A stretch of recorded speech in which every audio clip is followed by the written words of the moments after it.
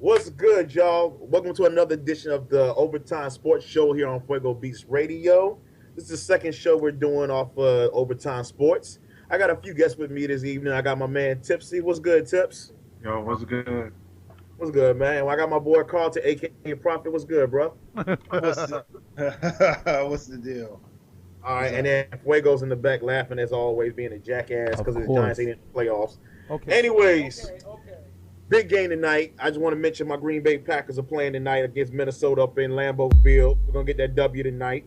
So I'm just letting everybody know. We're just going a little business out the way, letting know. Team is gonna get the W. All right, plain and simple. That's how it is. We got Aaron Rodgers. Everybody's healthy.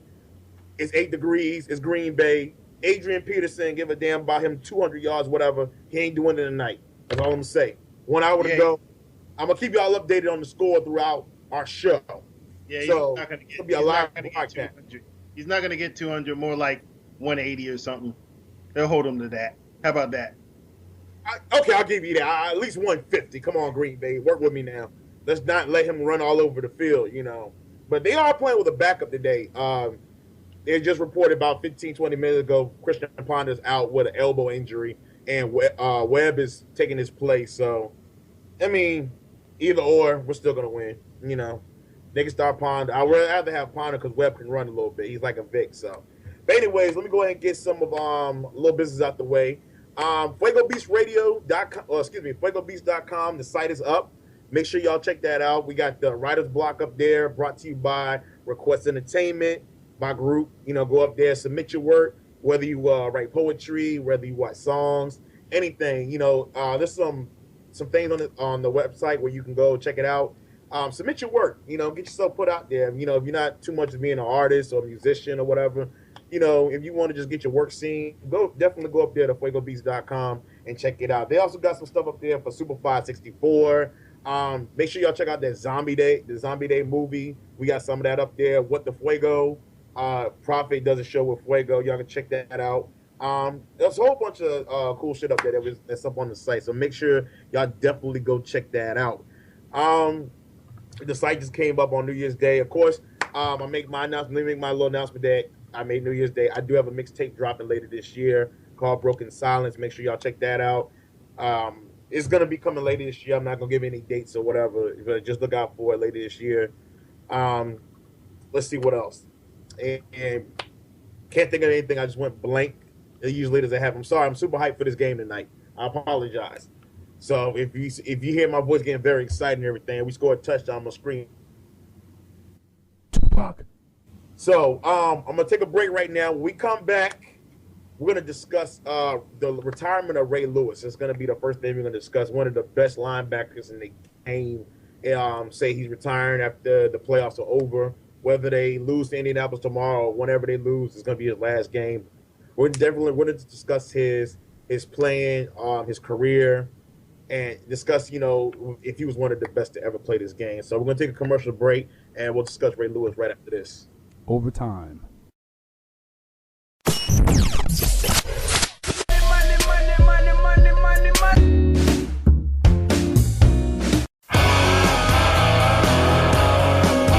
Yo, this your boy Big Keys. You listen to Fuego Beats Radio, the #1 internet radio station in the country.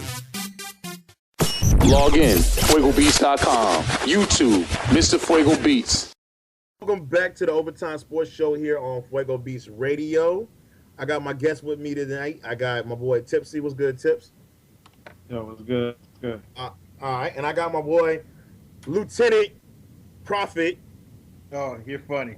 Lieutenant, where you can follow him on Twitter at BeAllYouCanBe at Twitter. You can follow him. That's his Twitter handle, BeAllYouCanBe at Twitter. So if you want to go follow him, that's what, you know, and hit him up because he does training videos with Nemesis. They show they can show people how to throw like grenades, and they take you out into the field with real guns. It's kind of fun actually. They did a video last week. It was kind of cool though. I know Fuego's gonna have it up. Fuego's gonna have it up on the site next week, the training video. So if y'all ever want to join the military, or you know, learn how to shoot a gun or whatever, or throw in a grenade or something, or learn how to say, you know, you can do all that. Those, you know, they show you all into the video. So I thank you for joining us, Lieutenant Prophet. Thank you. Yes, and also you can follow Big Keese on Twitter at Big Keese. And if you ever want to know how to like all the good teams, hit him up at hashtag all the good teams. Yes, this / one above the rim. I'm not gonna. Above the rim. Let me stop. We've had this conversation last week. We're not gonna have this again. We're not gonna have this again. If y'all listened to last week's show, my trivia was off. I was off of my trivia, so I apologize. But we're not gonna have this conversation. Instead, we're gonna jump into something else today. We're gonna have a conversation about Ray Lewis. You know, as y'all know, Ray Lewis renounced his retirement early this week for the Baltimore Ravens. One of the greatest linebackers to ever play the game, I think, in my opinion. Say he's going to hang it up after the end of the season. As y'all know, Ray Lewis has been out probably since week 9, week 8, something like that, with a triceps injury, and for the rest of the year. But out of a miracle, he came back. He's coming back to play this weekend against the Indianapolis Colts tomorrow in the wild card round. We're going to discuss his career. Let me ask you first, Tipsy. Where do you say that Ray Lewis stands at all time as far as linebackers go? He's got to be. He got to be one of the greatest linebacker. Top 5 I mean, greats. that dude was a beast. Like, I mean, he was unstoppable for so long that top 3. At least. Wow. Yeah, I put him in top 5 at least. Top 5. I mean, the man has so much passion to him when it came to the game. I'm like, he's one of those dudes that, like, if you weren't pumped up for the game, he was gonna get you pumped up for the game. I mean, if y'all see like NFL films or ESPN, you see him, all the speeches that he makes before the game. It's kind of like one of those dudes. I mean, dude would have you almost want to kill somebody. No pun intended. What happened in Pro Bowl a couple years ago with him? I'm just saying. He killed 2 guys, man. Yeah, he did kill 2 guys, you know. But we're not talking about his life off the field. We're talking about his career on the field, you know. But the dude was he's emotional about the game. He's like one of the most. I don't even see that in the NBA with a player that emotional about playing the game as well as much as he was. Prophet, what are your thoughts on Ray Lewis? What do you think he stands at? I would say he would stand as one of the greatest up there, maybe along the lines of Lawrence Taylor, that type of bracket or whatnot. He, I guess after that whole situation that happened, because you got to remember when he first came in the league, he was kind of quiet. I didn't really know about him. Did anybody know about him for real? Did you get Keith? I didn't really. I mean, I know about him from his collegiate days at Miami when he was at the U, you know, but right. I didn't really know about him as a player until, you know, I don't really know about too many guys in the draft until they actually play or their careers further along. But dude's been in the NFL for like almost 10, 11 plus years. Right. You don't know about him until they kill a guy. Yeah, until they kill a guy. Then you know who it is. Yeah, that's the crazy thing. And then after that, you know, he of course he won the Super Bowl in 2000, and I guess it was Hall of Fame career from there. I guess he got 2 Defensive Player of the Year awards. One in I know he got one in 03 or 03, and the other one was in 2000, I believe. Correct me if I'm wrong, but yeah, I think he got that in 2000 and 2003. Yeah, but dude was a beast. Yeah, he was a beast, and you know, he's just an inspiration. You know, you have him going to any team, like hockey teams, baseball teams, anybody looking for inspiration. The first person they call is Ray Lewis. Now that says a lot, you know. That says a lot, and the thing about it is just like I said, he was very emotional about the game. I mean, you see tears in his eyes. I mean, and they ain't no fake tears; those real tears. Like he's emotional about that game. I mean, when one of the greatest linebackers in NFL history say he's about to hang it up, and you look at Ray Lewis, who I think can play for another two. I mean, not even, let me not even say 2. I say for another 4 or 5 years, I believe he can still play the game. But he's 37 years old. He'll be 38 this year. You know, and of course, one of the big things is, he said he has family that he wants to be there for, which I can understand. Your body can only take so much. Being a linebacker, you take out. I mean, not like a running back, but your body does take a lot of abuse over the years. That's true. And he hits hard too, so his body take extra abuse. Yes, like my father used to tell me about Lonnie Lott. What's his name? Ronnie Lott, excuse me. I'm sorry. Ronnie Lott from San Francisco. My dad said dude used to hit so hard, Cat was just like getting carted off in stretches on the field. But with Ray Lewis, that guy was hardcore. Yeah, right. Yeah, Ronnie Lott was hardcore. You come across the middle, yeah, good luck. And see, with NFL rules, the way they changed, Ronnie Lott would have been fined every other week for some of those hits. But Ray Lewis was a hard hitter himself. And thing about Ray Lewis was never one of those dudes that was in controversy. I mean, of course, the killing thing that happened a couple years ago with him, he stayed out of controversy. You didn't hear him run his mouth. He didn't talk about contract disputes, and he's one of those guys I think who would just play the game without even have to worry about money. He's one of those guys you hear about. Hey, I don't even have to worry about money going to my checking account. I'll play for fun. He's one of those dudes who I think would like say that, and nobody would be like, "Oh man, he's lying, man. He don't nobody believe that shit, man." Nobody would believe a statement like that. But when it comes to somebody like Ray Lewis, you believe him because of who he is. So he's always had good standing to be in the NFL. What y'all got any more thoughts about Ray Lewis? I think we all summed it up. Pretty much one of the greatest linebackers, if not the greatest linebacker, and in the history of the NFL. Yeah, pretty much. But do you think he needed to win more Super Bowls, or you think the one Super Bowl he got was enough? Well, as long as you win a championship, you win a championship. Like if you want to win more, hey, that's nothing. Dude, Homeboy is a first ballot Hall of Famer. Yo, if he doesn't get in on the first ballot, something is terribly wrong with the judges. He's first ballot Hall of Famer. I can't say one bad thing about Ray Lewis. The dude's emotional. Like he will make you. Ray Lewis is one dude that will wake you up in the morning when you got to go to work and you don't feel like getting out of bed. Dude will just appear at the side of your bed. Get up. Go. You got bills to pay. Get up. He'll just scream in your face. The next thing you know, you be up taking a shower and you be up out the door in 10 minutes because of Ray Lewis. Mm-hmm. Dude be cussing you out on the way to work. He's like, stuck in traffic. Get out.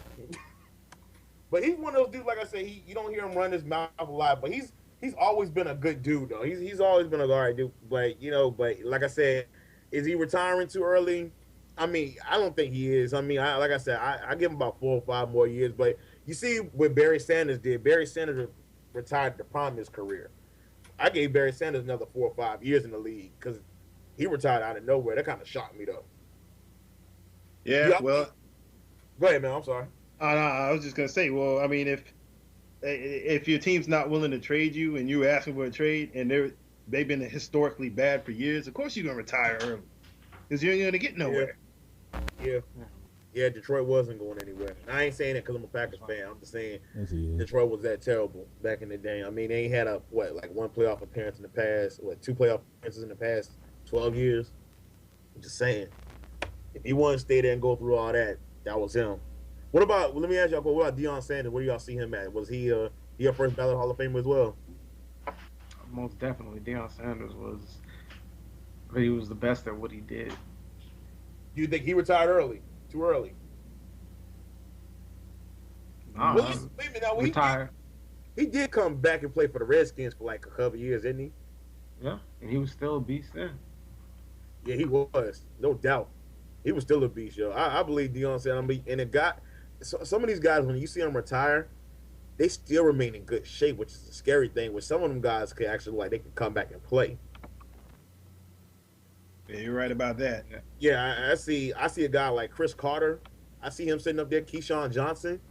I believe in some of those guys, when they go out to practice field and talk to other receivers that's in the game now, you look at them run routes, and you thinking to yourself, damn, Duke could actually put on a jersey and go back on the field if he wanted to. Like Jerry Rice played to what? What 2000 was it? 8? 7? 2008, 2007? And you see he was still a beast. Yeah, but he wouldn't put on no pads and go back out there and play. He'll get crushed. Nah, He'll get crushed, yo. Jerry Rice. Well, the only reason Keyshawn Johnson sitting up on ESPN is because nobody wanted him. Huh? He ran his mouth. Nobody wanted him. It's like, and then with quarterbacks, you look at like Donovan McNabb, who hasn't, quote unquote, announced his retirement. It's just nobody wanted to sign him. Because he's not good. That's why nobody wants to sign him, though. He's not good. That whole Minnesota thing was like a complete failure. The Redskin thing was a failure. Oh yeah, the Redskin thing was a failure. Wow. Woo. Yeah, that didn't go well. And then Brett Favre, who's retired. How many times has Brett Favre retired? Like 5, 6, 7 times. But he was still good. I believe, and I'm not saying this because, because I'm a Packers fan, but I'm gonna say I still think Brett Favre, if the NFL would have went through the lockout, no season at all last year, and Favre decided he wanted to play, I believe Favre could have came back for one more year if he wanted to. I really did believe that. That was a miracle season Favre had with Minnesota that one year. The one year they went all the way to the NFC title game, and he threw the interception like he did a couple years ago for us. I didn't know what Minnesota fans were expecting. That's what he does, Brett Favre. He throws interceptions when you don't need him to. He goes into double coverage. He has like the all-time record in interceptions. So, but I didn't know what Minnesota Vikings fans were expecting when he threw that interception in the title game a couple years ago. I mean, he did it a couple years ago in the NFC title game against the Giants. What were you expecting? That's the same Brett Favre. But I like to see a couple of guys to see how they would fare now. I mean, who was another guy end up retiring that I'm trying to think of? Barry Sanders. Yeah. Like we said, Barry Sanders. I would have liked to see what would happen if he would have played a couple more years. I mean, he wasn't gonna touch Dickerson's 2000 was it 2001-05? Yeah, he definitely wasn't gonna touch that, man. But I would have entertained him. But I would like to see if he would have played for another team. What could have happened? I believe Barry Sanders would at least went to at least one Super Bowl before he retired. And I think he would have retired. When he retired, like 98, 99? 97, I think. I'm gotta check. I think it's 97. 97? And he still has some years in him. I believe he would at least retire in like 02, 03. He would at least, I probably think he would have went to another team possibly and played with another team that needed a running game. And that could have been, he could have went to a Super Bowl. I would have loved to see how that would have worked out. But we never know. He ended up retiring, so we never know. And then you think of, who's another great linebacker you put up there? Lawrence Taylor, of course, he was one of the good ones, for the Giants. Dude was a beast. I mean, off the field, he had issues, but we talking about on the field play. Lawrence Taylor was a beast. Lawrence Taylor hit you. He knocked you the hell out. Him, who was another dude, another linebacker? Let me ask you a question. Well, with Ray Lewis retiring, what about Brian Urlacher? Are you giving him any more years, or what y'all think of that? I think Urlacher, he probably has maybe one more good year in him. His neck is way too messed up now, and he's just frail now. Like, he needs to just maybe play one more year, get one more good year in him, and then he's done. All right, Lieutenant Prophet, what you think about that? Yeah, I agree with Tipsy. He's kind of on his last leg here. I don't think he'll be in the league too much longer. How many years you give him? You probably give him about 1 or 2 more. Maybe 2 years. He might give it a go for 2 years and just hang it up after that, depending. Okay, I got you. All right, y'all. We were talking about Ray Lewis and everything. But right now, we're gonna take a commercial break real quick. We come back. I'm gonna update y'all on the score because we're doing this as well. Some playoff games are going on, so we're gonna keep y'all updated on the playoff scores or whatever, and let y'all know what's going on with that. And we'll come back and discuss more after this commercial break. What's going on? This is Fuego Beats from Fuego Beats Radio, and I want to tell everyone to check out the greatest sci-fi radio station out, Super 564 on Blog Talk Radio. They have the best topics, including sci-fi films, comic books, video games, and they even have a featured artist segment for musicians weekly. So if you have an obsession with sci-fi films, music, or video games like me, then this is the station for you. Make sure you check them out on blogtalkradio.com/Superfi64. That's blogtalkradio.com/SUPAFI64. All right? And remember, stay connected.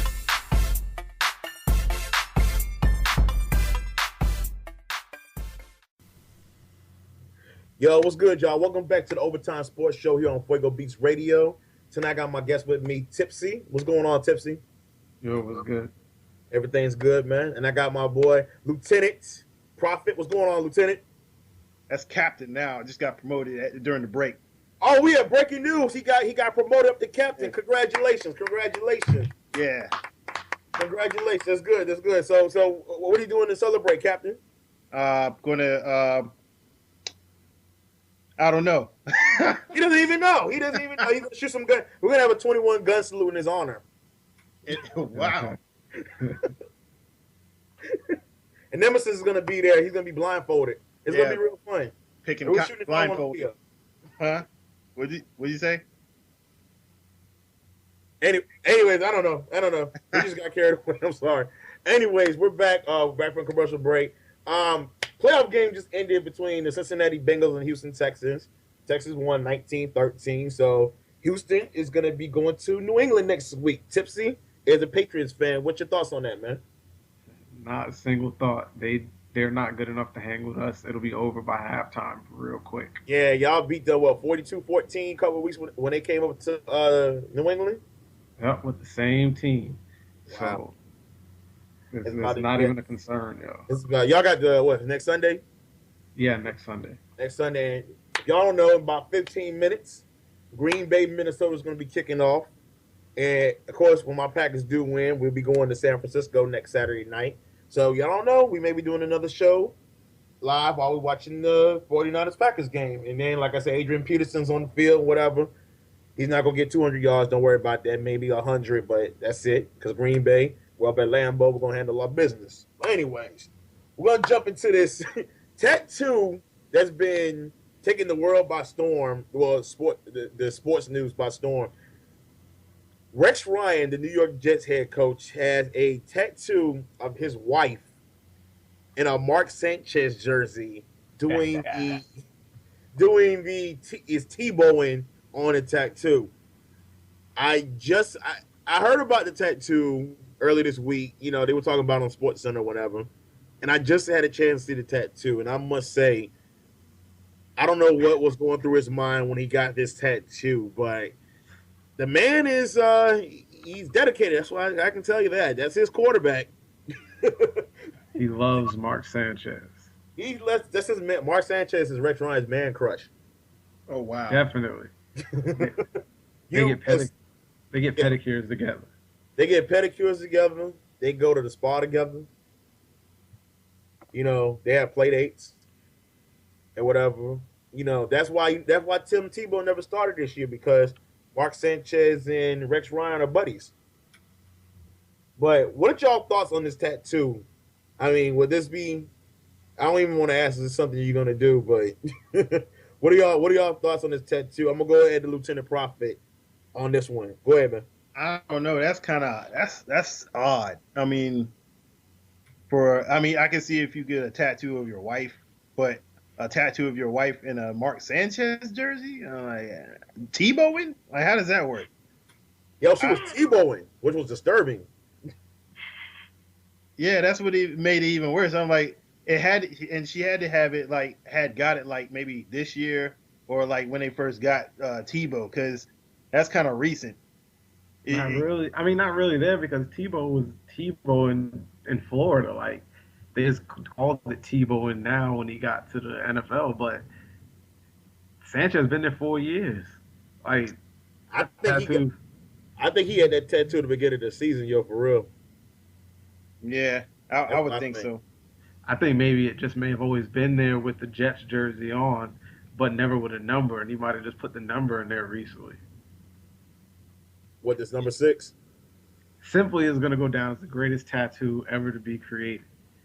Like No. they need to have an interview with the guy that did it and ask him why he did it so that you get the full story. I want to mean- know who put the tattoo on the dude when the Lions went 0-16 and the dude got the tattoo on his chest. He was proud. I mean, I ain't ever seen somebody proud in my life that your team went 0-16 that you had to go get a tattoo on your chest. Well, let me ask you this question: Would you get a tattoo of your favorite football player or your team's logo on your body?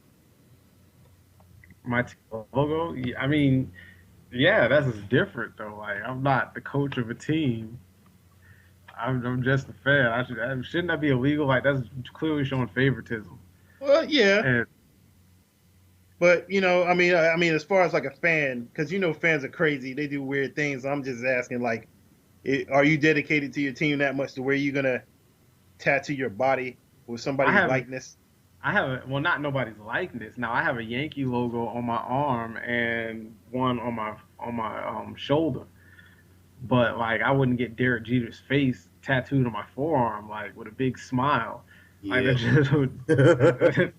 that just wouldn't work. That's where Right. that's where you have to draw the line. Like you will never see the letter G tattooed nowhere on me.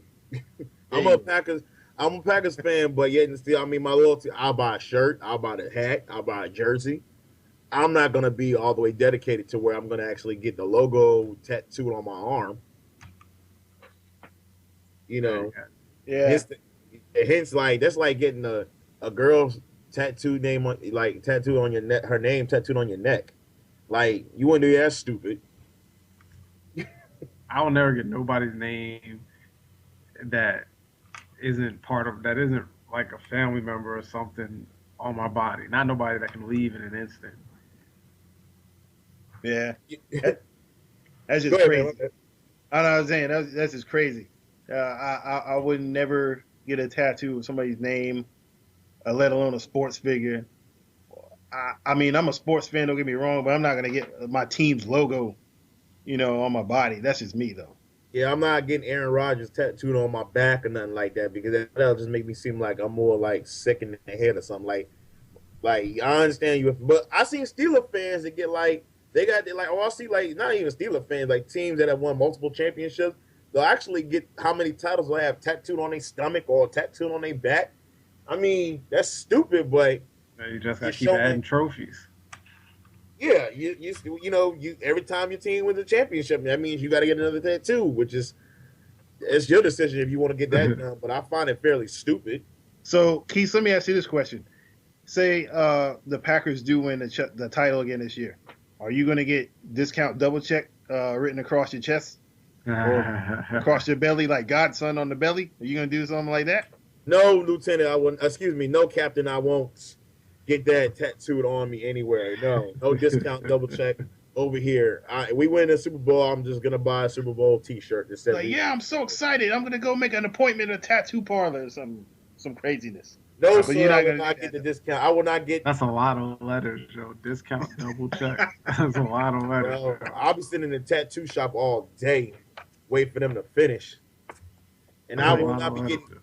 I'm not getting any cheese tattooed anywhere on my body. No cheddar or nothing like that on my body once we win the Super Bowl or whatever. Well, Carl, let me ask you a question. If the Raiders win the championship, oh boy. Big ass bird on his back. Feathers. Oh, that's funny. Feathers Hey, everywhere. Lil Wayne just got bait tattooed on his forehead. What? You didn't hear about that? Well, that's different. He's just a rich person that doesn't know what to do with his money. That's all that is. After a while, you He has start bait on doing his forehead, right? Yeah, he got bait tattooed on his head, Joe. If you gotta go on Google it and look Yeah, at the images. I Like, seen the picture. you saw the picture? Like, Yeah. I mean, between that and Rex Ryan's tattoo, I'm like, really? Like, come on, y'all. Like, we getting anything tattooed, and we ain't gonna talk about how many tattoos Lil Wayne got, because he, Lil Wayne's a Green Bay fan, so I think he got Green Bay I think he got the logo tattooed on him somewhere. I'm surprised he doesn't have Birdman tattooed on his body somewhere, since they're in a relationship. That's on his Of some lower sort. back. That's on his tramp- lower back. That's his tramp stamp. His tramp stamp is Birdman. That's on his lower back. Birdman logo. back. Like stunt like my daddy. he got Got a tattoo. But I heard people like get ESPN tattooed on them. What? Like yeah, ESPN. Somebody named their child ESPN. I seen a picture with a dude that had Wu-Tang symbol tattooed on his face. Wow. Okay, well, wow. Wow. That's going too far there. Was he a member of the Wu-Tang Clan? No. Okay, then it makes no sense for him to have that tattoo. I'm not gonna get Maybach Music tattooed on me, the symbol tattooed on me, because I'm not a member of Maybach Music, nor have I ever been one. So but I'm not getting. Wu-Tang fans are different than other fans, Joe. Like, everybody that was young in high school at that time when Wu-Tang came out, like, you feel like you grew with them as they expanded and got better. Like, Wu-Tang fans are like Michael Jackson fans, Joe. Like, they go to the edge of the earth. And they get tattoos on them. Like, what about Mike Tyson tattoo? I mean, he can basically just do whatever he wants and nobody's going to say anything. So Yeah, nobody. Mike Tyson get, like, any symbol tattooed on him, and it won't even matter because it's Mike Tyson. Yeah. And because he can still punch you in the face and it'll be over forever. And I'm sure he gonna give you that hangover punch. No. When he knocked the dude out the hangover. That almost looked like he really knocked him out. Like, I think he might have hit him in the face for real because he hit the floor pretty hard. Yo, Mike Tyson knocked that dude. What was it? What's his name? Zach Galifianakis? Yeah. He knocked dude that. He knocked him the hell out. It was a funny ass movie though. I want to see that again. Yeah, but he knocked him the hell out. But he's Mike Tyson. He can get a tattoo. I don't think he said the tattoo was finished though, did he? I hope it's finished, unless he's gonna make it like a Wolverine mask. Like that it might be awesome if it looks like a Wolverine mask if he does both sides of the face, but I can't think of dude. If I'm a CEO of a company and I see you walk into my office with a tattoo on your face, I'm gonna immediately tell you to walk out. Yeah, well, if Mike Tyson comes into my office looking for a job, I tell him he can have any job he wants, and it doesn't even matter if he does it well. Like, if he threatens me and tells me that he needs a job, I'm not even gonna question. I'm like, you're hired, sir. He can come in there with whatever job you want, yo. Whatever job you want. Matter of fact, I'll let you have my job. Basically, I just get up and I sit in the interview seat. I'm gonna work. You can ask me questions. But anyways, what do you want to? But anyways, what y'all think? I mean, would y'all get a tattoo of yourself on your body anywhere? I mean, it's probably, we do our call and stuff and everything. We get that up. We'll get y'all, a response for that. But we're gonna talk more NFL after this commercial break.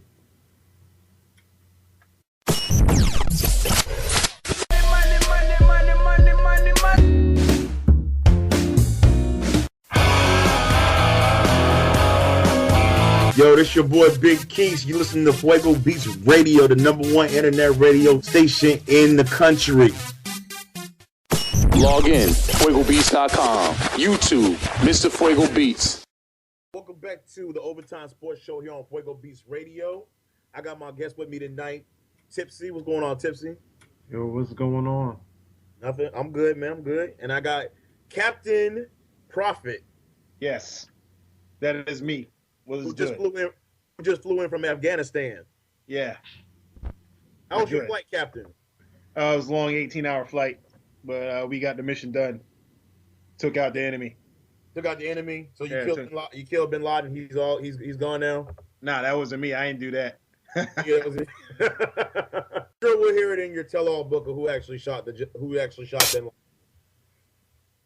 But anyways, what I want to do right now is we're going to discuss the NFL playoffs. As y'all know, Wild Card Weekend is underway. We just had one game go final with Houston and Cincinnati. Houston won 19-13. Houston will go to New England next week to play New England in the divisional round. Right now, what I want to do is I want to get y'all predictions for these other three games that we have left. The first game we're going to discuss is my squad, who's about to kick off here in probably another 5 minutes. Minnesota Vikings at Green Bay Packers. And as y'all know, week 17, my boys, we lost to Minnesota. We lost by a field goal last week to Minnesota. So we didn't clinch a 2 seed. We got the 3 seed. So we got to start our game. We start our game this week. And we'll be at Lambeau Field. We got all our starters back. Everybody's healthy. We're ready to go. I broke some news to y'all probably before the other segment started. Christian Ponder from Minnesota is not starting tonight with an elbow injury. So Webb, I don't know his first name. I apologize for this. Webb is going to be the starting quarterback for Minnesota tonight. So it's kind of like got to switch your way of how you're going to play this because we were playing for Ponder and not Webb. So it's going to be interesting to see how Green Bay switches up. So right now I'm going to take y'all predictions, and I'm the host, and I'm a Green Bay fan, and I know. So I'm going to be lenient. I want to hear y'all predictions. You already know what's going to be mine. Captain Prophet, what's your prediction for tonight? Who wins? Well, for the 14th time, he's told everybody he's a Packers fan. So with that, I'm going to go with the Vikings tonight again. You can kiss my Lambo ass. Thank you. Well, why do you think? Well, okay. Well, why do you think Minnesota's going to win? I just think they're going to upset Green Bay tonight. I think Adrian Peterson's going to come out, have a good game. And we'll be saying see y'all later to the Packers tonight. Oh, really? Yeah. Okay. All right. No. Sound disappointed or something. Opinions are like asshole. Everybody has one. Anyways. All the good teams. Anyways, okay. All right. But let me ask you a question. What about Minnesota's receivers? Are they going to show up tonight? We'll just have to see about that. There you go. I can't say. Because they don't have any. All right then. They don't have. I can't even. Like I said, I'm a Green Bay fan. Like for the 15th time. Thank you, Captain Prophet. Yeah, for 15. for pointing that out. And I'm saying, I'm only saying this because Minnesota doesn't really have. They haven't really had that standout wide receiver since Randy Moss was there. So I mean, they got a good tight end in Rudolph, and of course, Adrian Peterson. Like everybody's gonna say, he's gonna run up and down the field on us, but. This is playoff time. This is a different scenario. Aaron Rodgers gets into that zone. We all know how that is. Tipsy, what's your prediction for tonight? I'm going to have to agree with Prophet on this one. I think Minnesota pulls the upset. Okay, what's your reasoning behind the upset? I think the game plan, nobody knew that Christian Ponder's injury was going to happen or that he was going to be out of the game until about a couple of hours ago at the most. So they've game planned for Christian Ponder all week. Joe Webb is semi-decent. He doesn't get a lot of playing time, but he's a good quarterback. And I think with Adrian Peterson, with them expecting them to use Adrian Peterson more, they're going to pass more, and the receivers are just going to be there. Okay. What about, let's talk about defenses. I mean, so you're saying Minnesota's defense is going to show up tonight against Aaron Rodgers? No, I'm saying that they're just going to outscore them. Oh, so you say Minnesota's going to outscore Green Bay? The defenses are going to, the Green Bay defense, if Charles Woodson is not going to play, if, they're going to need all of them and their experience for these games. If they're not going to play, especially, if they're not going to play, they can still win, but it's just going to be harder because the receivers are going to be open. Oh, and Woodson is playing. Just let you know, he is playing. I think he broke his collarbone back in week 9, so he's been out since week 9. So he is playing tonight. So I don't know how things going to change up on defense. So it's going to be interesting to see how they're going to prepare. But like I said, I'm only concerned is we were ready for Ponder, and then now Joe Webb is starting. So it's going to be interesting to see how they switch things up. But we're going to see. I'll keep y'all updated during the show and everything on scores or whatever. So we'll keep y'all updated on that. All right. Next game we're going to talk about tomorrow is Indianapolis at Baltimore. The Colts at the Ravens tomorrow. Let me get y'all predictions on that one. With Andrew Luck, the rookie, the first number 1 overall draft pick in last year's draft, coming to Baltimore to play not too stingy defense from Baltimore like they were in the past, but it should be interesting. So let me go ahead and start it with Tipsy. What's your prediction for tomorrow? Tomorrow, I think Seattle's going to win against Washington. I was talking about the Indianapolis. But if you want to go ahead and make other predictions for the other game, that's cool. That's fine. My bad. It went out over here. I thought we were starting with the Seattle and Washington joint. So Indianapolis and Baltimore, I think Indianapolis is going to win. Ray Lewis playing for the Ravens defense is a good story, but how healthy is he really, and is he really just playing on pride at this point because he knows it's probably going to be his last game? I think they got too many injuries on defense, and the receivers for Indianapolis are getting better every game. So, Okay. Let me ask you a question. What do you think about Baltimore's defense? I think I don't think it's healthy enough to compete right now. I think everybody, the people that they need to play can't play or aren't at 100% if they're going to play, and it's just the defense is just old and they're tired, and it's not going to be pretty tomorrow. I'd be surprised if the Ravens win. Okay. All right. Let me get your prediction, Captain Prophet. I'm gonna go with the Colts. I'm gonna go with the Colts tomorrow. All right. Why the Colts? They're just the the Ravens defense is kind of banged. Well, the whole team for that matter is kind of banged up. So it's just like I don't think they can be able to keep up with Luck and the boys. So I'm gonna go with the Colts tomorrow. Okay. Okay. I'm gonna go ahead. I'm gonna say I believe Baltimore's gonna go ahead and pull it out. Flacco's under a lot of pressure this year to prove something to everybody, and I believe Ray Lewis is gonna come back. He's gonna have a good. I think he's gonna end up having a good game, not a major effect, but he's gonna have a good game, just enough for them to do good. Ray Rice is gonna have a good game because I believe, looking at Indianapolis's defense, I believe Ray Rice. I'm sorry. Ray Rice can run up and down on that Indianapolis defense. I mean, defensive-wise, on the offensive side of the ball, Indianapolis is pretty good with Andrew Luck, Reggie Wayne, T.Y. Hilton. But the key thing is going to be their defense against their offense. Andrew Luck's not going to be on defense on the field. So it's going to be their defense against Baltimore's offense. Baltimore's offense, when they click, they click. And it's going to be unstoppable because they got a lot of good receivers. I believe Torrey Smith is going to have a good game. Anquan Bolt is going to have a good game. I don't see any of those guys, really getting to, Flacco. Like I said, Flacco is under a lot of pressure with this game. But I'm going to go ahead and just predict Baltimore is going to end up winning this game. It's going to be a high-scoring affair. I don't know. It's probably going to be in the 20s. But with Ray Lewis back on that lineup with him, with Suggs, and then Ray Lewis is going to give one of those emotional speeches when he comes back on the field. They're going to be pumped up. They got it at day. It's going to be in Baltimore. So, of course, home field advantage is always the key thing. So, we're going to see how that game turns out. Last game we want to discuss, Tipsy went into a little bit. The Seattle Seahawks at the Washington Redskins. Redskins got in, beating the Dallas Cowboys to win the NFC East last week, Week 17. So, they're the 4th seed in the NFC, and they're going to host Seattle, which is going to be, I think it's going to be the game of the week. And it might be one of the best playoff games we've had in recent years. So we'll get right to the predictions. Prophet, what's your prediction for tomorrow's game between Seattle and Washington?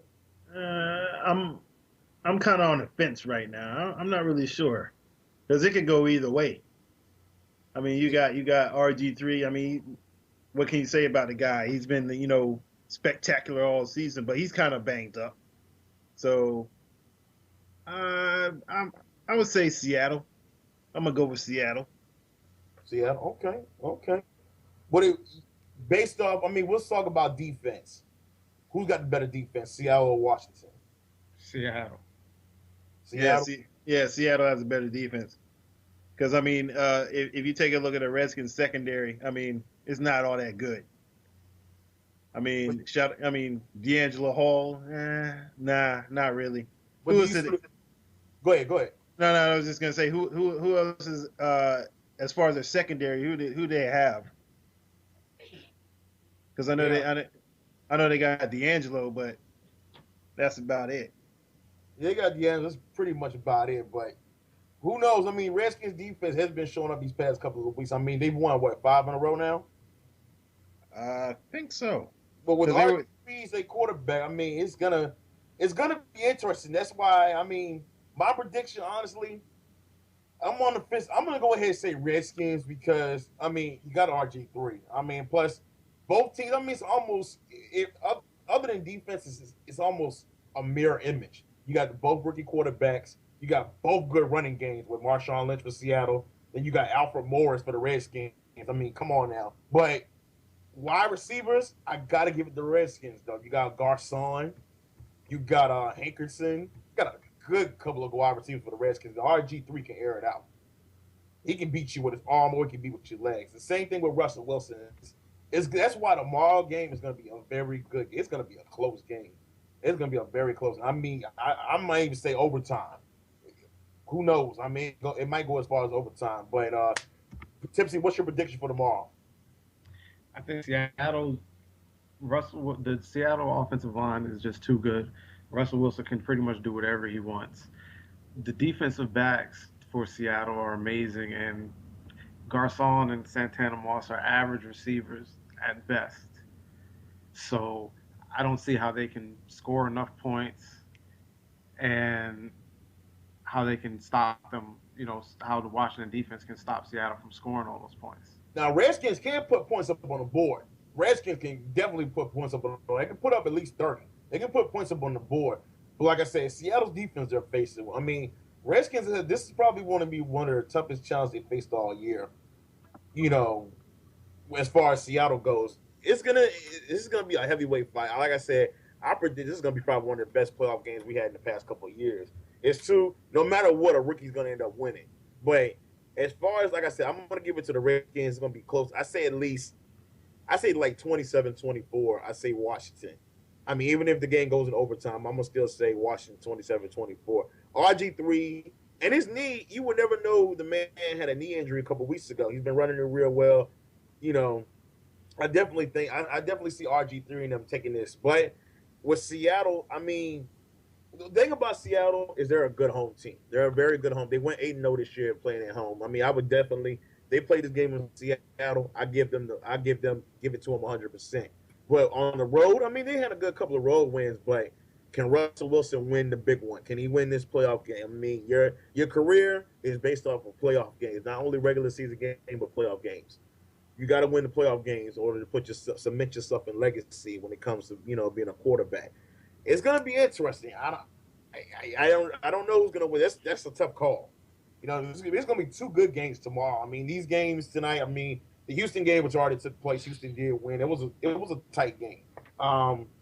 Green Bay, Minnesota, we got all y'all predictions for that one. So it's going to be interesting. So we're going to see how things go. Quick, we're done talking about playoffs for right now. Let's do, I'm going to go into head coaches real quick. As y'all know, Monday, December 30th was Black Monday in the NFL. 7 coaches got fired. So I think that's like the most I've ever seen fired in the NFL. So, we're gonna take a commercial break. So before we get into the head coach, I'm gonna get y'all predictions on where everybody's gonna land and who's gonna coach where, and we'll see where everybody goes. We'll take a commercial break. We'll be right back after this. What's going on? This is Fuego Beats from Fuego Beats Radio, and I want to tell everyone to check out the greatest sci-fi radio station out, Super 564 on Blog Talk Radio. They have the best topics, including sci-fi films, comic books, video games, and they even have a featured artist segment for musicians weekly. So if you have an obsession with sci-fi films, music, or video games like me, then this is the station for you. Make sure you check them out on blogtalkradio.com/Super564. That's blogtalkradio.com/SUPAFI64. All right? And remember, stay connected.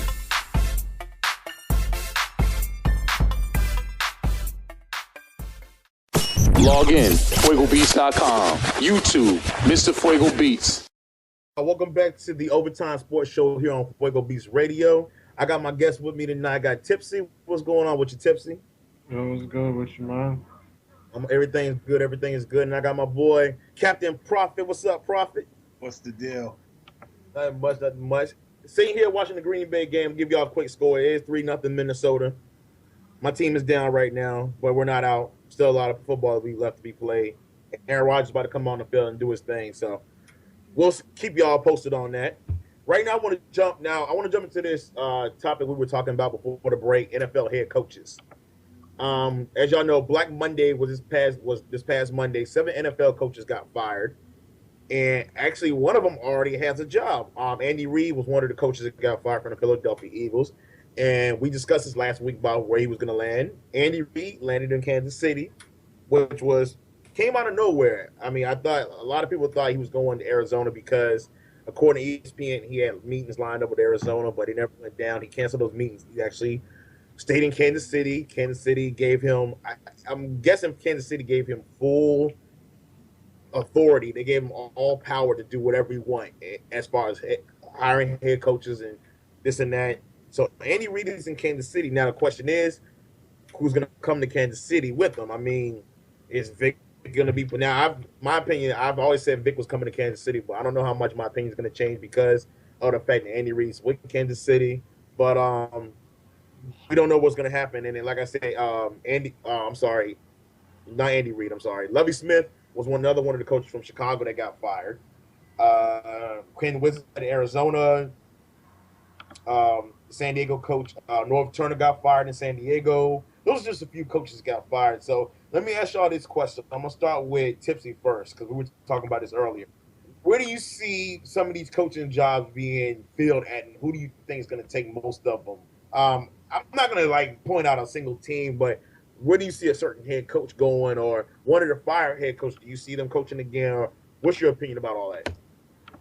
I definitely see Lovie Smith coaching again. I don't understand why he got fired in the first place. Like, you fire a guy on a winning season, but, Andy Reid, I was shocked he went to Kansas City. I was for sure he was going to go to San Diego, but, they probably wouldn't get rid of Phillip Rivers and let him bring in Michael Vick, which is why, like you said, Vick is going to go to Kansas City. Norv Turner, I don't think he's going to coach again. He's going to be a coordinator or something somewhere. And I don't know. Some of them will probably have to take college positions or something else. They all probably won't be back in the NFL. Okay, what about Prophet? What do you see? How do you see everything? Well, Norv Turner, it was his time to go, because I mean, if you think about it, all those years ago, back when they had Drew Brees and everything like that, I don't know why they got rid of Marty Schottenheimer, and then you went and got Norv Turner because they thought that he was going to put them over the top and they would win the Super Bowl. I'm like, did you not check his repertoire with the Redskins? I'm like, it was crazy, and that had to get done. That the Lovie Smith thing, I wasn't really feeling that much because, I mean, like Tipsy said, how you get rid of a coach after a winning season? That's beyond me. But I could also see how they got frustrated because they, would either go to the playoffs and lose, or I guess, the other time they went to the Super Bowl and lost. But I don't know why they got rid of him. But it's pretty interesting. I mean, you got rid of all them coaches, and they got rid of one GM in the Jets? Yeah. Yeah, the Jets GM. Yeah, and well, that guy had to go because he doesn't know how to manage the organization. But the coach doesn't know how to manage the organization. Well, that too. So I don't know why they didn't get rid of him either. But no, he's one of the lucky ones that kept his job. He was the what? He's one of the lucky ones that kept his job. Yeah, he was. He managed to keep his head down and not take a bullet. But I would just have to say that the Kansas City thing, I don't know what that was about. I'm just like, y'all pick up Andy Reid. I'm like, how's that gonna work? But it was. With Andy Reid, you take now. Andy Reid has his faults. Like, come on now, he coached Philadelphia over 14 years, and the thing about it was that he did go to Super Bowl, to the playoffs. He didn't win the big one, but Ken hired him based on his consistency, which I can see is fair. Now with Lovie Smith, as far as Lovie Smith goes, this should have been happened a long time ago because Lovie Smith has been one of those guys. He's gonna be a Rex Ryan not Rex Ryan. Lovie Smith has had good seasons, but think about it, when we hired you to go to the Super Bowl, it's like we're not. I mean, we've only been to one Super Bowl, and it's like, come on, Lovie, like, hey, we got you Jay Cutler, we got you a revamped defense, we re-signed 14. Come on now, and it's like we started the season. This past season, they started 7-1 and finished 3-5. Lovie Smith pretty much got himself fired. You knew it was coming. Chicago's like, come on, I gave Chicago the NFC North. They were 7-1. Defense was scoring more touchdowns than the offense was, and that was probably one of their problems. When your defense puts up more points than your offense, Jay Cutler can be good when he can be good, and Jay Cutler can be bad when he wants to be bad. Yeah, That's why Lovie Smith. I'm sorry, but you can't blame that on just a quarterback, because his O line was allowing people to just waltz right in there and just gang tackle him. That is true. That is true. Yeah, so Lovie Smith. Yeah, well, with Lovie Smith, I kind of saw it coming. If they would have made it, he would have stayed around for another year. But being 7-1 and they lost big games. Inconsistent on Green Bay. They lost to Green Bay twice this year. Being inconsistent when winning the big games, and then you mess up.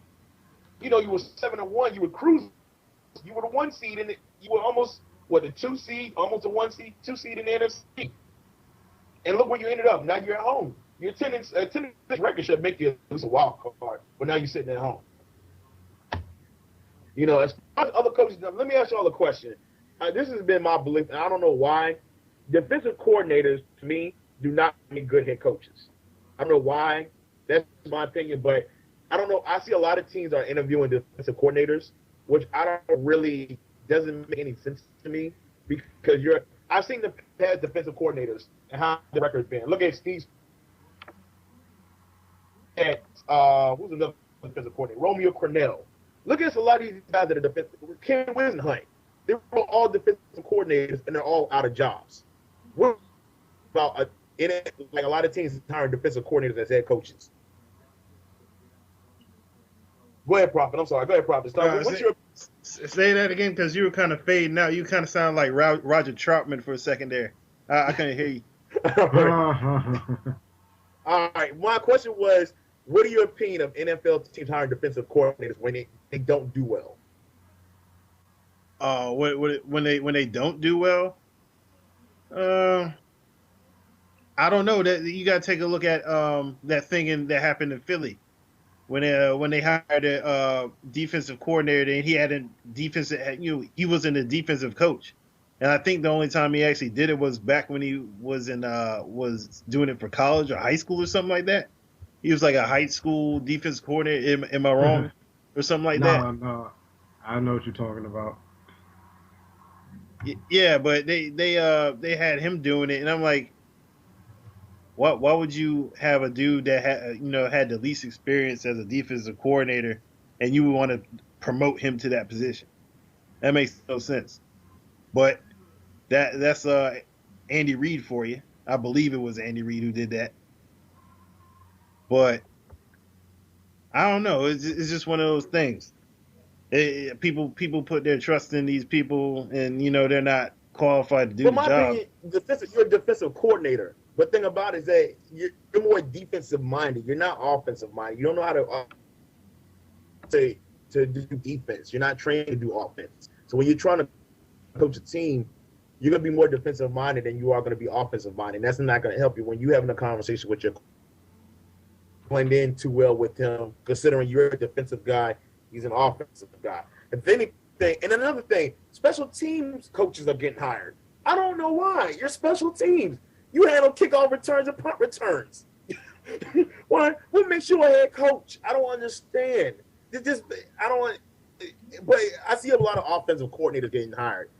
That makes sense. Your offense play. You're not good on defense because you're an offensive coordinator. It blows my mind when I see a lot of teams going after defensive coordinators. But some of them will do well, but the last couple of I've seen, like Spagnuolo, they do horrible. They're more comfortable being in the defensive coordinator role than they are anything, because they don't have to worry about offense. They're just worried about defense. And another thing, college coaches. What are your opinions about college coaches being hired? I mean, do some of them do well in the NFL? Do they need to stay where they're at? I see with Kelly from Oregon, he interviewed for the Browns job. I mean, do you see him doing good? Do you see him bad? Tipsy, what's your opinion on that? I mean, I think college coaches should try to make it to the NBA. I mean, not NBA, NFL, excuse me. I'm looking at something on the NBA. I think they should take the chance. I mean, why not? I mean, you've done everything you can do. Some of them in college, like you can't get any better in college. Try it out in the NFL. Sometimes it works, sometimes it doesn't. But I think as far as Chip Kelly, like I think if he coaches Cleveland, I think Cleveland will make the playoffs next year. True, that is true. I mean, you see a lot of, and then Oregon runs that. If most of y'all didn't know that watch college football. Kelly runs that high-powered offense. Oregon was scoring, in a breeze, with his offense. And a lot of people, like Tipsy was telling me earlier, Bill Belichick in New England he talked to Kelly about, and then he's actually incorporated Kelly's offense into his offensive system. And as y'all can see, New England is one of the highest scoring teams in the NFL. And you can see it's almost like almost college football. So, I mean, it does work. But like I said, college coaches, you see a lot of them, they do end up going back to college football because they're not made for the NFL. But who was the one guy who coached Atlanta? And he went back and coached Arkansas. Who was that dude? You guys remember that dude? No, wasn't that the dude that got his neck broke on the motorcycle? I forgot his name, but he left Atlanta. Did he leave Atlanta in the middle of the season? Yeah, Bobby Petrino. He left Bobby Petrino. week 8. He wasn't made for the NFL. You see, he left Atlanta and went to Arkansas. Who was another guy who was another one guy who was having success though is Pete Carroll, Seattle. Pete Carroll is definitely having success as a head coach in Seattle. He's doing very well, and he's one of the main. He's one of the college coaches that he's done well. Harbaugh, San Francisco. He's another one that's done well as a head coach in the NFL. San Francisco's went to the NFC title game last year and lost to the Giants. Fuego. I had to throw that in. I'm sorry. Fuego's but he's done well. But I don't see a lot of now Kelly. If it works out in the NFL, it works out. If it doesn't, he could make out college football. Nick Saban was another one. Look how comfortable Nick Saban was in college football. Wait, Nick Saban coached what team? Did he coach the Dolphins? Yeah, the Dolphins. That didn't last long. Yeah, he was coach of the Dolphins. He was there, how many years I think he was there probably about 1 or 2 seasons. Maybe like 1 season, I think, and he went back. He went back to college football. He went to Alabama. Look how successful Alabama has been. They're getting ready to play for their 3rd national title in the past 4 years. Some of these guys, they enjoy college football. And another thing about college football, when you're coaching college football, there's more control of the players because everybody has curfews. They're younger. You guys are like 18, 19 years old. And you go in the NFL where most of these guys are in their late 30s, early 30s, late 20s.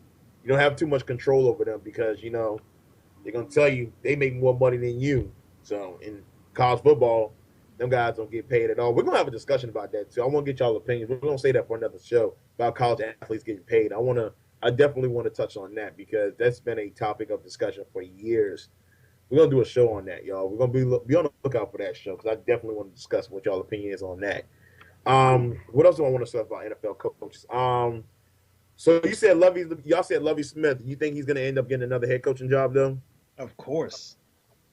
It wouldn't be right if he didn't, What do you say he is up at? I hear that Buffalo's trying to shop for him real heavy light, but it's tough to say. I see him possibly going to San Diego. Why you say that? San Diego, because San Diego was almost a mirror image of Chicago, but not defense. I mean, you got Phillip Rivers there. You got a good defense, which is a good enough defense that Lovie Smith can never like. Lovie Smith is a defensive guy. We all know that. He's coordinator in St. Louis. So being on the defense, he can make the defense better. I don't see anybody else he could go to. Buffalo, definitely not Buffalo. Not at all. Not Buffalo. I don't see that happening at all. Another vacancy, the Eagles, that's not going to happen either because their quarterback situation is up in the air. Although they do have a good, and so I'll give them credit on that. But I definitely see Lovie Smith landing in San Diego. Now, like I said, he's going to definitely be a head coach. Where do y'all see? What about Ken Wisenhunt? Let's touch on him for a minute. Do you see him coaching again, or is he one of them guys that's going to just end up being a coordinator? He's going to be a coordinator. I think he's going to be a coordinator. That's what he's been good at. I mean, he had that one season or a couple of seasons, but I think he'll go back to coordinator position. Okay. What about you? Hello? What was that? Yeah, Tipsy. Tipsy. Well, I was asking Tipsy. What do you think? Where do you think Ken Wisenhunt's going to land? I think he's going to land. He might become the offensive coordinator in San Diego if Lovie Smith gets a coaching job. So you think? I heard about that story where a lot of these head coaches might go to these teams, and he may bring previous head coaches with them. Yeah. Because that makes it a little bit easier if somebody that was a head coach and a coordinator, then they know how to handle the offense or the defense. Exactly. They don't have to do one thing. They can rely on somebody else to do everything else, that's a good thing to point out as well.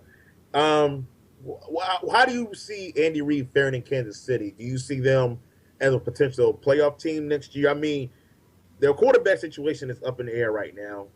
The running back situation, they got Jamal Charles, which is good. The receiving core needs about one or two major receivers. They got 5 Pro Bowlers, so Andy Reid's going into a good situation here. Where do you see Kansas City next year? As a wild card team, I think if they get rid of Matt Castle because USC quarterbacks can't make good NFL quarterbacks, that he should bring Michael Vick in for a couple of years. I mean, at this point you don't really got nothing to lose. Bring Vick in for 2 years, draft a quarterback. Bring Vick into Kansas City? Bring Vick to Kansas City. Why not? They suck anyway, so they can only get better. I mean, being out of Philadelphia will help Vic, and he'll be able to run the offense the way that he wants to run it. And since Andy Reid has total control, he'll give Vic free reign to run the offense. However, and they got good receivers and they got a good running back. They could be unstoppable. That's true. I really think that Kansas City, they don't necessarily suck per se. It's kind of just the I would say the coaching, because they got the talent. They just need the coaching. Because Romeo Crennel, I mean, I don't think they were really listening to him. They stopped listening. So I think if they have the proper, coaching staff in there, they might be able to actually make a run, whether it be like maybe a subpar season, or you know what I'm saying, like maybe like a 9-7, 500 team, or they, like he said, they might be a wild card team, but that's about it for right now. They still got to grow. Now, Kansas City does have the number 1 pick in the upcoming draft. What direction should it go in? Are they leaning toward quarterback, defensive? Where do you see them leaning towards in the NFL draft? Because in 2014, you need everything. Yeah, but as far as like 2013, you got nothing. You have all the quarterbacks got taken this past draft. So who are you gonna get? You can't get Matt Barkley. Why would you want to do that? So the only thing the best thing coming out of this draft this year is probably going to be like mostly defensive players. You like your Manti Te'os, your who's another good one? That dude from Georgia, I forget his name, but they said he. Te'o's not going number 1. Nah. He might not go, but he's still going to be like maybe top 10 if he does come out. Yeah. I mean, what good quarterbacks are coming into the draft this year, that you can think of. I mean, it's not going to be like last year's draft class, but last year's draft class was like outstanding. Well, you got Matt Barkley, he's a senior. We'll see how that goes. I mean, you got Colin Klein, Kansas State. Now the one name that's been mentioned online, and I've heard this week, Geno White from West Virginia. Nah, I don't know. I really don't know, because his stock kind of dropped after a couple games this season. So I don't know. Yeah, He might be a late. He might be like he's gonna be one of those late picks, I think. yeah, like a What about late first round. what do you think about EJ Manuel? You think he's gonna be like another Cam Newton / RG3? Nah, I don't know. I really You haven't don't seen. know. I haven't seen him play that much, so I really can't speak on that. I mean, I did see that NIU game they played, but as far as like his work as a whole, I haven't really seen it. Yeah, that is true. I mean, we're gonna see. It's gonna be a lot of talented guys coming to the NFL draft next year, and like I said, the draft class is not this past year. It's gonna be real. I mean, we saw a lot of guys, even guys in the late draft that came out. Doug Martin, like, oh my god, like Doug Martin was just unbelievable from Boise State. So we're gonna see how things turn out. We're gonna take a quick commercial break. We come back. I'm gonna update y'all on the score, the Packers Vikings game, and we're gonna get some NBA talk. We're gonna take a commercial break. Stay tuned for more. Log in, FuegoBeats.com, YouTube, Mr. Fuego Beats.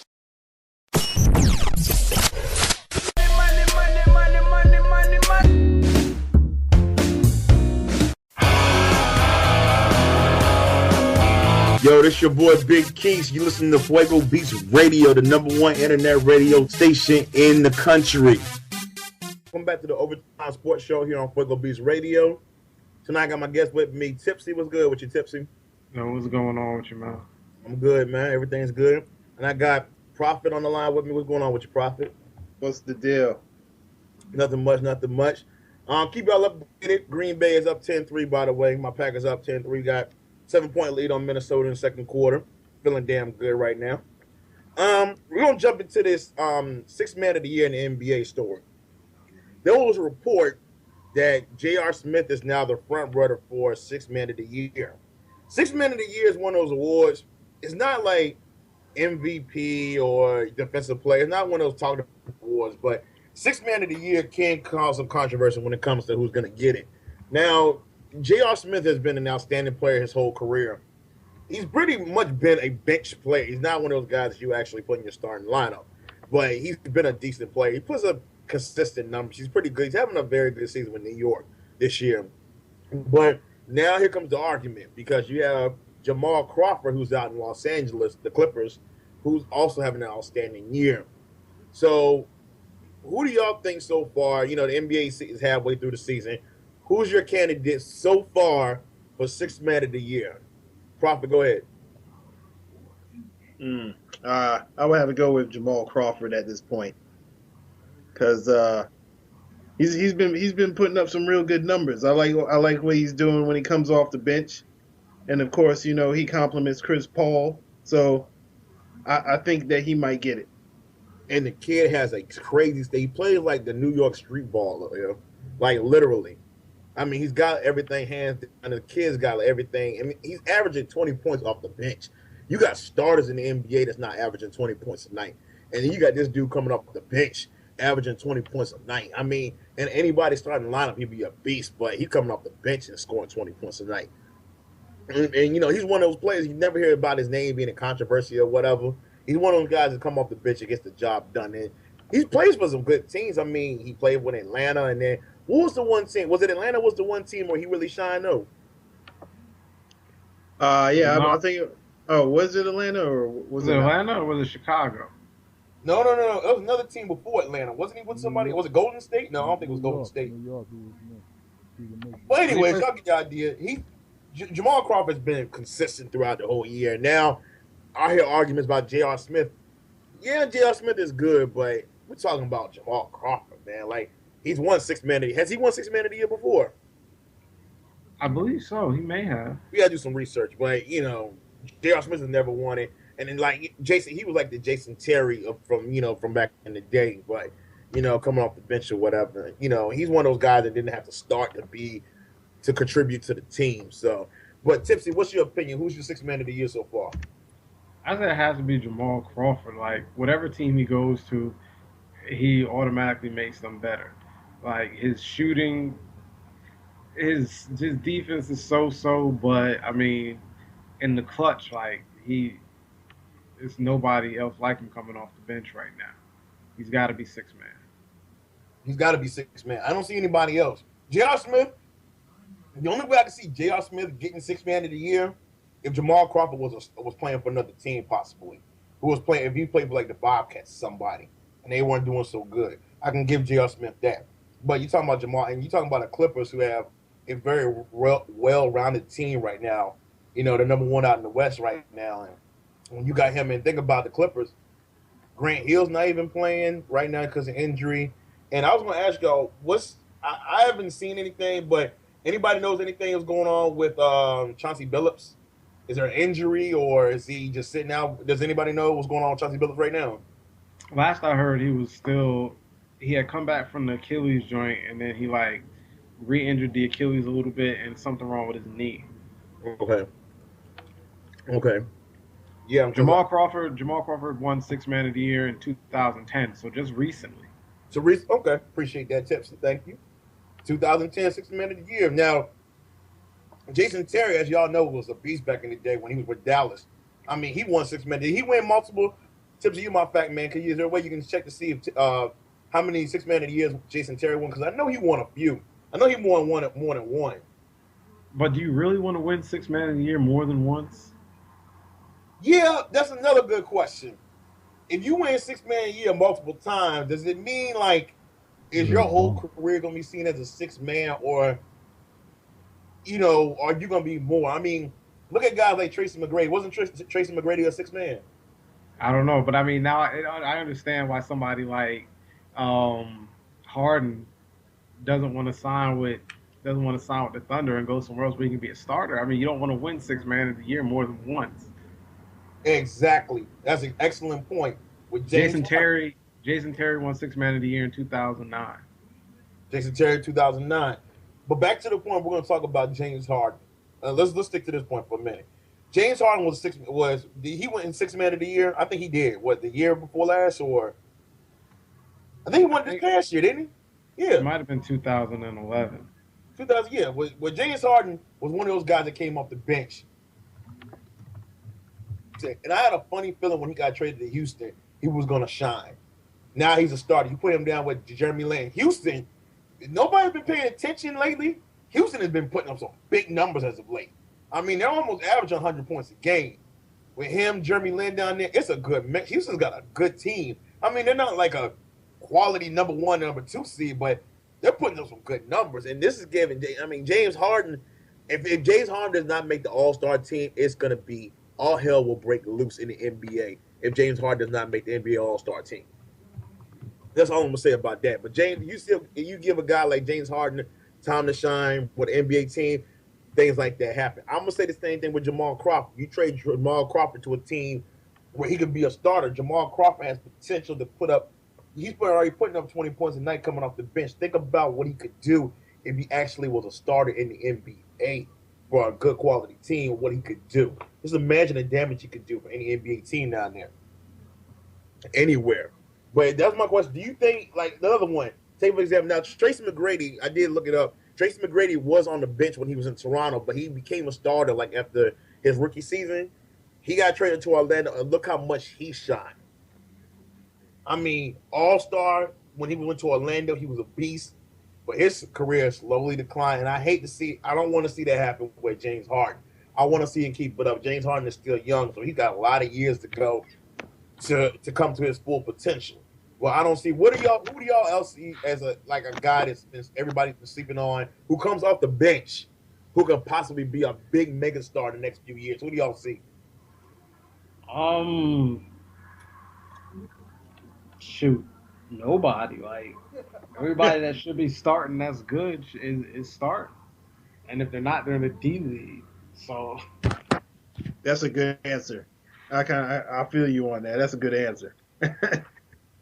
Probably don't see anybody who's got potential though. Coming off of the bench to become a star? Well, like I said, coming off the bench who's a bench player now, but who if they can be traded to a good team, they can flourish though. Bledsoe. I don't know, because everybody. Say Bledsoe. I think who said Bledsoe? I think he could do something. Young Oh, you boy, think- I don't. young Yeah, boy, I can see athletic, Bledsoe. he could do Definitely something. Bledsoe. I Right saw now, some Bledsoe played a good game put last him night on in LA. Cleveland, put him on Cleveland with Irving, or put him on Bobcats. I think he might do something. That's all. There you bro. go. I'll let y'all go on that. Thank you, mysterious voice. The mysterious voice will come back for the trivia game later. Y'all don't know who that is. We'll fill you in later on who that is. But like that, like you said, the Bobcats or the Cavaliers, I believe you take Jamal Crawford to put him on somebody. Who would be a good team? But with that's Jamal the problem. That's the problem, though. You say the Bobcats, but the Bobcats, I mean, their whole roster is full of 6 men. That's why they can't win. You can't have 15 6 men and think you're going to be a good team. Exactly. But who do you see? Who, if you could trade Jamal Crawford to a team that could have some potential to be championship material, where do you see him at? Where he could flourish as a star? Minnesota. Oh, I see that. Oh man, you put him up there with Rubio, Kevin Love. Oh, Exactly. man. Woo! Oh yeah, that's a threat. I automatically put them in the top 4 in the West Conference. So you put Jamal Crawford on there, and then he'll be a starter. You put what you got, Rubio at point. You put him at shooting guard. Oh man, that got some potential there, man. NBA. I mean, I would say, me personally, I can possibly see Milwaukee. Like the mysterious voice said, I could possibly see Milwaukee. You got Ellis there. You got Brandon Jennings. I mean, I don't know how room would fit considering, Monte Ellis is a shooting guard. I don't know how you can split that, but I mean, that could be another team. I mean, any team that can put up points big time. I don't want to see them go to the big team like the San Antonios or, like what's another team like Boston? What about Boston? You see them fitting in Boston? No, not really. I don't think Boston would be a good place for him to go. I think because it'll still be, Rondo might get him the ball, but I just don't see it as a good fit. The atmosphere is not right. They're not high powered, up tempo enough.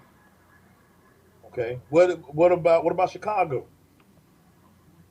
Oh yeah, I mean he was already in Chicago. So I don't think they want him back, but I mean he could work in a place like Chicago. The best place I think, other than Minnesota, for him to go to, I would say if he went to either somebody like the Magic, or even in Philly, if he went to the Sixers,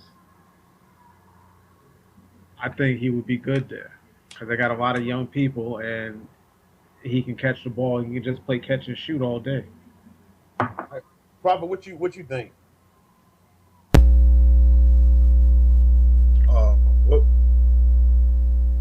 What was the question again? The question is where do you see Jamal Crawford landing if you had to trade him to a team? If you had to trade him to a team, Yes. Lakers.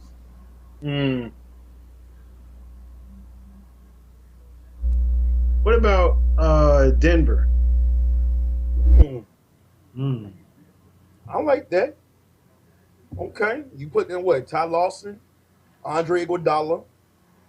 I mean, you can move Iguodala small forward. That wouldn't be bad. You move Crawford over shooting guard. I can see that working because Denver's got a high-powered offense. I like that.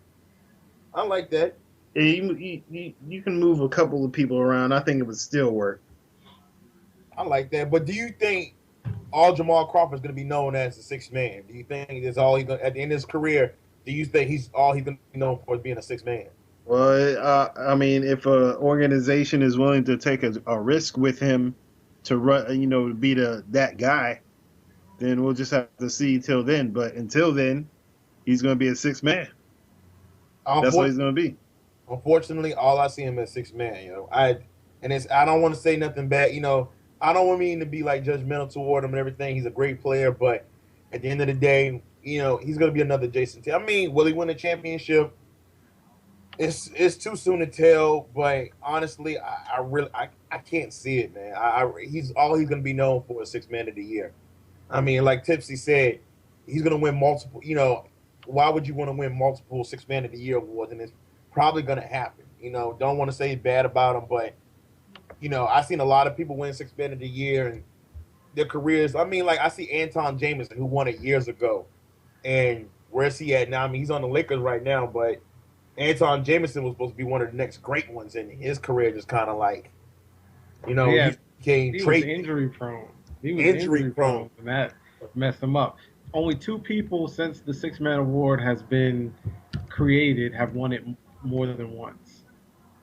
Is that a bad thing saying that you won it more than once, or is that can you say that's an achievement? I don't know. One of the people was Kevin McHale. He won it back-to-back years, Six Man of the Year, and I think they won an NBA championship that year. So, But Kevin McHale became a starter though. but he's got 2 Six Man of the Year awards, Yeah, I mean, but he's got multiple championships. back-to-back years too. Ask Lamar Odom. Oh yeah, He caught it a couple of times. No, he's only won it once. Oh, once? Oh, okay. There's only 3 people that have won it twice: Kevin McHale, Ricky Pierce, and Detlef Schrempf.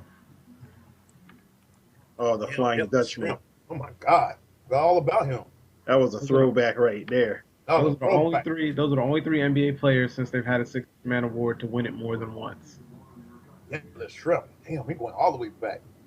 But anyways, that was I'll talk about Six Man of the Year. We're gonna take a commercial break. When we come back, the mysterious voice is gonna make an appearance, and we're gonna do a little trivia. Now, last week I didn't do so hot on trivia. Hopefully, I'll bounce back this week. I got embarrassed last week, but hopefully, I'll bounce back this week. So, mysterious voice and trivia to come after this commercial break. What's going on? This is Fuego Beats from Fuego Beats Radio, and I want to tell everyone to check out the greatest sci-fi radio station out, Super 564 on Blog Talk Radio.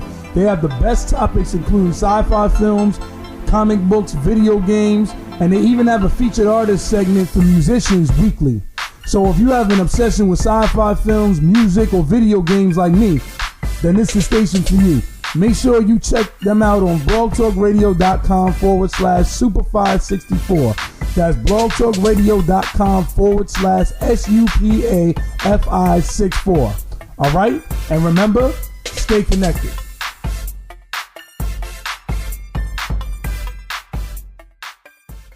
Yo, what's good, Josh? Your boy Big Keys. Welcome back to the Overtime Sports Show on Fuego Beats Radio. I got my guest with me tonight. I got Tipsy. What's good with you, Tipsy? Yo, what's going on with you, man? Nothing much, man. I got my boy Prophet on the line. What's good, Prophet? Vikings was good. 17-3 halftime Packers. That's what's good. Halftime lead. We have the halftime lead. We're going to go in the third quarter. We about to get the ball back. So basically, it's about to be over for Minnesota. Sorry, Adrian Peterson.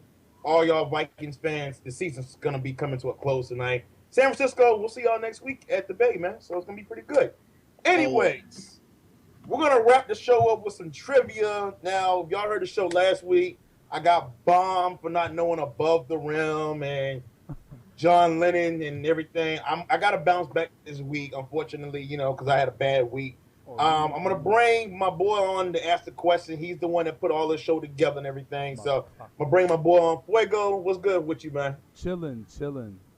And all right. Fuego's going to ask us some trivia questions like he did last week. We're going to do this every single week. He's going to explain how the point system works. Unfortunately, Prophet's not playing because Prophet knows the answers to the questions because of an earlier talk he had with Fuego. So it's only going to be me and Tipsy this week answering the questions. But I'm going to let Fuego take it from here. Go ahead, man. No doubt. Yo, like I told y'all last time, each question you get one question from sports, one question from movie, and then music. So 5 points each. Tipsy got 15. You know what I'm saying? So, sorry, Keith, you got big 0 going into here. So I'm going to start out with Tipsy this time. All right? So you ready? All right. All right. I'm going to go with some sports, you know what I'm saying? I'm going to say, all right, this NBA player had the nickname X-Man. X-Man, Xavier McDaniel. All right, bet. Okay. I'm going to give you the 2 more. I'm going to go like that. Which movie did Damon Wayans and Bruce Willis star in together? The Last Boy Scout. Okay. Name 3 members of the Wu-Tang Clan. Method Man, RZA, and Jizzle. Okay. Now my thing is, I'm gonna leave the other. One of the questions was for, and I'm gonna ask Prophet this question, but it's not gonna count after this because one of them was geared for him. So now, okay, so you got a straight 15 on that. And all right. So then, Keith, what's up? What's good? Chillin'. Let's go, Keith. When did Miami become an expansion team? The Miami Heat. What year? Just with the year? Yes. 1989. Ah! Nah, man, you're a year off. Oh. All right, cool. I was going to ask, you know what? I was going to ask you before the question. You want the season or did you want the actual year? The actual year. I was going to say the 88-89 season, but I didn't know you want a year or the season. My bad. Nah, you straight. Okay. So now I'm going to go to this. All right, this movie. And I'm trying to toss up. Okay. Okay, I'm going to be nice to you today, okay? Which movie did Penny Hardaway and Shaq play in together? Blue Chips. Okay, see, I'm being nice, you know what I'm saying? And then, this is real easy right here. Who executive produced NBA 2K13? As far as the soundtrack. Jay-Z. Okay.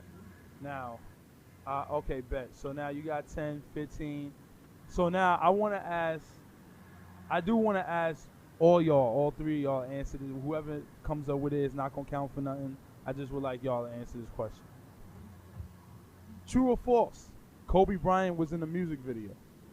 True. Do y'all remember which one? Brian Tyra Banks. No, Brian McKnight, Kobe Bryant. Okay, so there was 2, because I only know of one, but there was 2, Tipsy? It was a Tyra Banks music video he was in, wasn't he? I don't remember that. I remember the Brian McKnight McKnight one when I told him to sit down, no more. You mean performing in the music video? No, or I'm talking about being he in the rapped music in the video? music video. He rapped in the music video? Yeah. He was in the Brian McKnight video, Hold Me. Oh, yeah, he was spitting. He was spitting. Yeah. In the Brian McKnight? Yeah. Yes. Look it up on YouTube. Sitting on a motorcycle. Yo, it wasn't cool. Brian McKnight featuring Kobe Bryant. And his lines were weak. It's like somebody wrote it for him. It was terrible. Yeah, it was. It was terrible. He tried. This is when he had the fro. Yeah. Oh, you know what? I see that joint right here. You gotta. Don't You see it? Don't even play it. Yo, play the video and just fast forward to Kobe's part. And then I'm gonna ask you another last question. I want to ask y'all is that how many teams did Shaq play for? God. See, there's a Kobe. Oh, okay. How many teams did Shaq play for? Yeah, how many teams? Was it 6? Okay, bet. Yeah. All right. Yeah. That was that's not that hard, Marquise, even though Tipsy won again, so he's a reigning champ still. But I was off by here, so I'm feeling good about this. We'll get some more as it goes on. It's only our second time. You know what I'm saying? So that's that trivia right there. So I'm gonna leave it to you, Keith, to close out or whatever. Okay, here's a video I'm posting on Facebook of Kobe Bryant featuring Tyra Banks. What? Oh, I gotta see this. Wait a minute. Are you serious? Kobe Bryant has a music video featuring Tyra. Is it his song? Yes. Please don't tell me he released the album. He was supposed to, but it got shelved. Like half of it was in Italian. Get our phone lines up. If any caller has a CD with Kobe Bryant, like a Kobe Bryant CD, we'll get you a prize. Because we want you to put it up. Because I want to hear this. I don't think the album ever got released. I hope it never does get released. But I have an old Source magazine that has an advertisement for it. Are you serious? Yeah. Hey, who record company was he under? Just some regular record company, like Capitol Records or something. I hope you know it wasn't as bad as Shaq. Half of it was in Italian, I heard. Hey, that's another topic we're gonna save for another show. We're gonna save athletes trying to become rappers.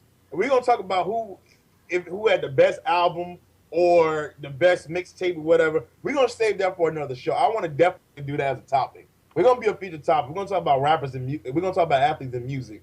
Because did you ever hear Ron Artest's mixtape? No. Metal World Peace, World Peace, Peace Prize, whatever his name is. He actually sounded decent on his mixtape. He released it after the Detroit thing, after the brawl in Auburn Hills. Oh, It was street decent. cred. Get some street cred. Yo, Get you some, know how you get some get, psychiatrist cred. you know how you get street cred? All you gotta do is slap somebody and get their pockets out, hands out their pockets. So I give Smack you a his lot of hands street out cred. his pockets. Yo, if y'all want to hear, go to or see it, go to Tipsy's Facebook. Check it out. It's the funniest thing that I've seen in a while. Dude got his hands. Dude got slapped so hard, his hands came out of his pocket. Mm-hmm. Out his pockets. Kobe Out Bryant of his featuring pockets. Kobe Bryant featuring Tyra Banks. Here you go. Wow. Oh There's my actually a God. music video with Kobe Bryant. I know we about to wrap up the show. I'm gonna definitely check it out and everything. I don't know, Fuego, if we can get this up on the site because I want people to see this as well. Speaking of the site, FuegoBeats.com. Make sure y'all go there. Check out what we have to offer. We got the writer's block up there, brought to you by Request Entertainment. It's for writers, song, poets, anything. If you want to submit something to the site, go to FuegoBeats.com. Fill out the little information we have on the writer's block. Get your work seen. You can go up there. Also, make sure y'all check out Superfly64.com for all your sci-fi needs, comic books, horror movies. I know Prophet's face. the the Texas Chainsaw. I know they're probably gonna discuss that soon with Trey Songz. I don't know if I ain't seen it yet, but I rumor is he got killed, which I really want to see He's so black, bad. son. You think he was gonna last? Who? In Oh, this that's one? another trivia question. Nah, I'm not even gonna say. Forget trivia. Okay. I gotta ask y'all now. Yeah, we're gonna save that one, but It's wild, yeah, yo. when it comes to African Americans in horror films, We gonna talk about that. Kelly Rowland, Brandy, you know how it goes. Have them. Brandy made it through. Never mind. We're gonna say that. We're gonna say that. Jada Pinkett didn't last too long, so Do you know the only one that lasted was my man Busta Rhymes, yo. That's it, yo, Busta. Held it down. But anyway, go ahead and do what you do. Yeah, you see, they don't last that long. Also, let me plug this one last thing before we head off. What was it? I don't even remember. Fuego, go ahead. Fuego. You on the show? You That still there? show. Check it out. Check out the What the Fuego show, FuegoBeats.com. Oh, there you go. What the Fuego speaks. What the Fuego. His section up And if there. you guys got a Also, chance- Soul Haven. Make sure y'all check them out. Fuego works with them. They do some good work. So we affiliate with them as well. We got a whole bunch of people. Y'all want to get with us? Y'all know what it is. FuegoBeats.com is the main thing y'all want to check out. Also, Zombie Day is dropping.